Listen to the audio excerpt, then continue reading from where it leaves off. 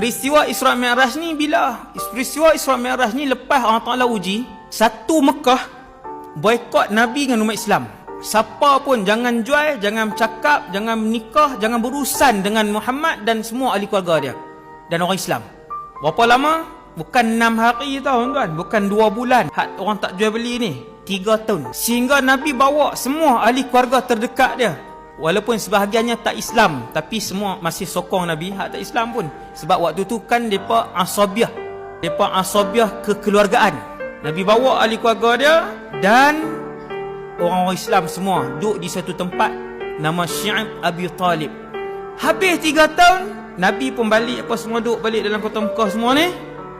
Terus Tuhan uji dengan satu ujian yang lagi berat, iaitu kematian sayap ataupun kaki kanan Nabi. Orang yang dianggap kaki kanan Nabi, Abu Talib pula meninggal. Selang beberapa bulan, sayap kiri Nabi ataupun kaki kiri Nabi, tuan tahu siapa? Sayyidatuna Khadijah. Tahun yang sama, tuan-tuan bayang tengok. Nabi tak habis lagi hak Abu Talib. Bukan kata tak habis lagi hak Abu Talib, hak boikot tak sah, baru habis saja. Kematian Abu Talib, kematian Khadijah. Sahabat boleh tengok kesedihan di muka Nabi sallallahu alaihi wasallam.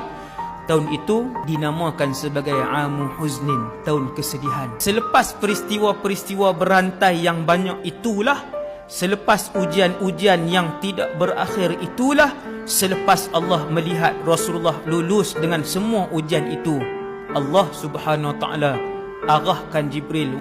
Wahai Jibril, turun, undang Muhammad dengan satu undangan khusus merentasi perjalanan langit. Perjalanan tu dinamakan Al-Isra wal Mi'raj.